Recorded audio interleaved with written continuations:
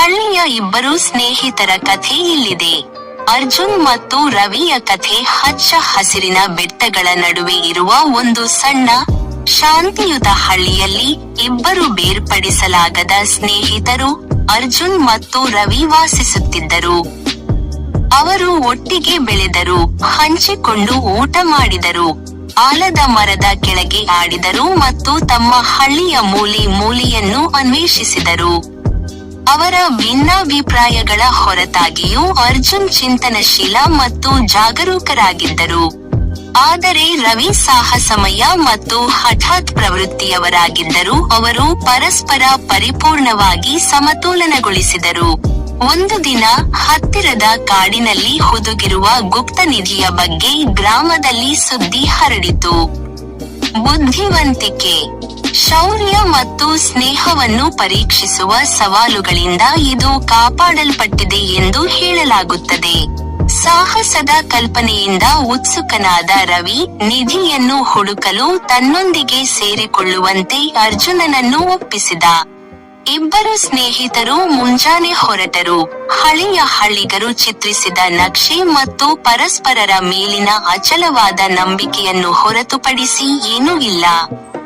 ಅವರು ದಟ್ಟವಾದ ಕಾಡಿನೊಳಗೆ ಹೋದಾಗ, ಅವರು ತಮ್ಮ ಮೊದಲ ಸವಾಲನ್ನು ಎದುರಿಸಿದರು. ಸೇತುವೆಯಿಲ್ಲದ ವಿಶಾಲವಾದ, ಕೆರಳಿದ ನದಿ. ರವಿ, ಧೈರ್ಯಶಾಲಿ, ಅವರು ಈಜಲು ಸೂಚಿಸಿದರು. ಆದರೆ ಅರ್ಜುನ್ ಹತ್ತಿರ ಬಿದ್ದ ಮರದ ದಿಮ್ಮಿಗಳನ್ನು ಗಮನಿಸಿದರು. ತೆಪ್ಪ ನಿರ್ಮಿಸೋಣ ಎಂದು ಸಲಹೆ ನೀಡಿದರು. ಒಟ್ಟಾಗಿ ಅವರು ತಮ್ಮ ಶಕ್ತಿಯನ್ನು ಬಳಸಿದರು. ರವಿಯ ವೇಗ ಮತ್ತು ಅರ್ಜುನನ ತಂತ್ರ ಗಟ್ಟಿಯಾದ ತೆಪ್ಪವನ್ನು ನಿರ್ಮಿಸಲು ಮತ್ತು ನದಿಯನ್ನು ದಾಟಲು. ಮತ್ತಷ್ಟು ಕಾಡಿನೊಳಗೆ ಅವರು ಗೋಡೆಗಳ ಮೇಲೆ ವಿಚಿತ್ರವಾದ ಗುರುತುಗಳೊಂದಿಗೆ ಡಾರ್ಕ್ ಗುಹೆಯ ಮೇಲೆ ಬಂದರು. ಅದು ಎರಡನೇ ಟೆಸ್ಟ್ ಆಗಿತ್ತು. ಅವರು ಪ್ರವೇಶಿಸಲು ಒಂದು ಒಗಟನ್ನು ಪರಿಹರಿಸಬೇಕಾಗಿತ್ತು. ನೀವು ಅದನ್ನು ಕಡಿಮೆ ಹೊಂದಿರುವಷ್ಟು ಹೆಚ್ಚು ಮೌಲ್ಯಯುತವಾಗುತ್ತದೆ. ಅರ್ಜುನ್ ಆಳವಾಗಿ ಯೋಚಿಸಿದನು. ರವಿಗೆ ಚಂಚಲವಾಯಿತು. ಇದ್ದಕ್ಕಿದ್ದಂತೆ ಅರ್ಜುನ್ ಮುಗುಳ್ನಕ್ಕ. ಸಮಯವೇ ಉತ್ತರ ಎಂದು ಅವರು ಆತ್ಮವಿಶ್ವಾಸದಿಂದ ಹೇಳಿದರು. ಗುಹೆಯ ಬಾಗಿಲು ತೆರೆಯಿತು ಮತ್ತು ಅವರು ಒಳಗೆ ಹೆಜ್ಜೆ ಹಾಕಿದರು. ಒಳಗೆ ಅಂತಿಮ ಸವಾಲು ಕಾಯುತ್ತಿದೆ.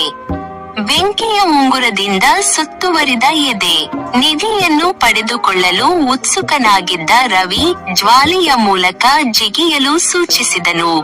ಆದರೆ ಅರ್ಜುನ್ ಅವನನ್ನು ತಡೆದ. ಇದನ್ನು ಯೋಚಿಸೋಣ, ಅವರು ಹೇಳಿದರು. ಸುತ್ತಮುತ್ತಲಿನ ಪ್ರದೇಶಗಳನ್ನು ಗಮನಿಸಿದ ಅವರು ಸಮೀಪದ ಹೊಳೆಯನ್ನು ಕಂಡು ಬೆಂಕಿಯನ್ನು ನಂದಿಸಲು ನೀರನ್ನು ಬಳಸಿದರು. ಅಂತಿಮವಾಗಿ ಅವರು ಚಿನ್ನ ಅಥವಾ ಆಭರಣಗಳನ್ನು ಕಂಡುಹಿಡಿಯಲು ಎದೆಯನ್ನು ತೆರೆದರು. ಆದರೆ ಒಂದು ಸುರುಳಿ. ಅದು ಓದಿದೆ: ನಿಜವಾದ ನಿಧಿಯು ಸಂಪತ್ತಿನಲ್ಲಿಲ್ಲ, ಆದರೆ ನಿಮ್ಮ ಬಂಧದ ಬಲದಲ್ಲಿ ಮತ್ತು ನೀವು ಹಂಚಿಕೊಳ್ಳುವ ಪ್ರಯಾಣದಲ್ಲಿದೆ.